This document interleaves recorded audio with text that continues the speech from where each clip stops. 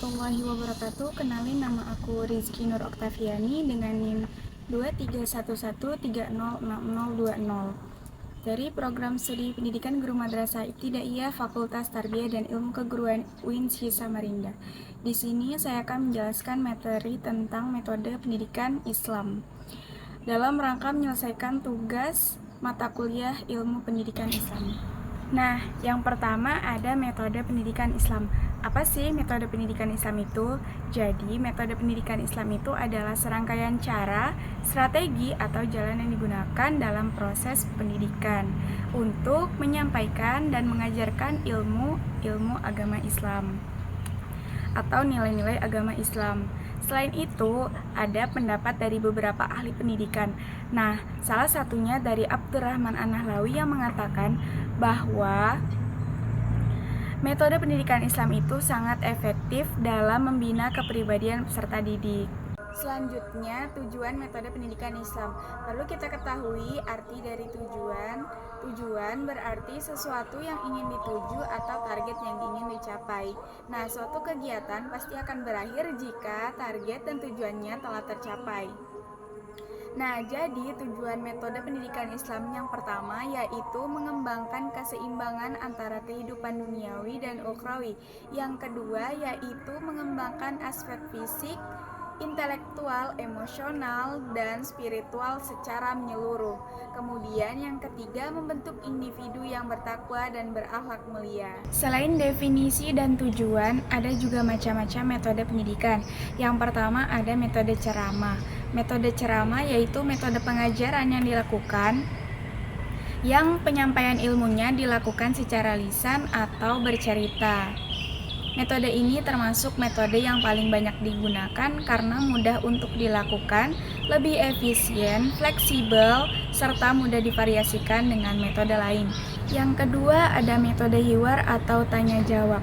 Metode hiwar yaitu metode pengajaran yang dilakukan dalam bentuk percakapan atau tanya jawab. Metode ini biasanya digunakan ketika kita belajar bahasa Arab atau bahasa Inggris, atau biasa dikenal dengan sebutan conversation atau muhadasah. Yang ketiga ada metode demonstrasi. Metode demonstrasi yaitu metode pengajaran yang menggunakan praktik dalam kegiatan untuk memperjelas pemahaman siswa. Biasanya ketika kita di SD, kita diajari caranya berwudu, sholat, berdoa dengan baik, dan masih banyak lagi. Yang keempat, ada metode pengulangan. Metode pengulangan yaitu metode yang mengulang kembali sesuatu yang telah dipelajari atau biasanya disebut mutola'ah. Jadi, semisal kita hari ini menghafal surah Al-Fatihah atau belajar tentang kisah Nabi, nanti semisal kita sudah kembali ke rumah, setidaknya kita membaca atau membukanya kembali. Tujuannya agar materi yang telah dipelajari tadi dapat melekat dengan baik di ingatan para peserta didik. Yang kelima ada metode reward atau punishment, yaitu metode pengajaran yang mengapresiasi siswa atau memberikan hukuman kepada siswa yang tujuannya agar siswa lebih giat dalam meningkatkan prestasinya dan memotivasi siswa agar menjadi lebih baik lagi. Dari beberapa metode yang telah dibahas tadi dapat disimpulkan bahwa pengajaran memerlukan beberapa metode yang berbeda-beda, disesuaikan dengan materi yang akan diajarkan, kondisi kelas, serta karakter peserta didik.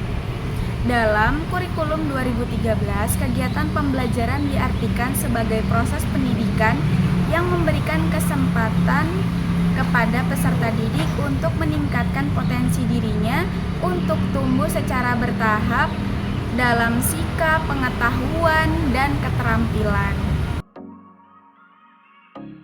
Jadi, contoh implementasi metode pendidikan Islam itu ada pada kurikulum 2013. Yang pertama yaitu penyediaan buku siswa dan buku guru. Penyediaan buku siswa dan buku guru itu sendiri memang sengaja disajikan untuk memfasilitasi pembelajaran siswa dengan standar kompetensi yang ditetapkan sejak dulu. Selanjutnya, buku guru bertujuan untuk memberikan panduan terhadap siswa yang sesuai dengan kurikulum yang diajarkan, seperti bagaimana cara yang efektif, kemudian mengajar dengan baik dan benar, serta strategi apa saja yang baik digunakan selama pembelajaran. Yang kedua ada pendidikan dan pelatihan pendidikan. Pendidikan dan pelatihan tenaga pendidikan merupakan bagian dari upaya peningkatan kualitas sumber daya manusia berdasarkan kebutuhan lapangan kerja. Kemudian yang ketiga ada monitoring, pengawasan, dan evaluasi.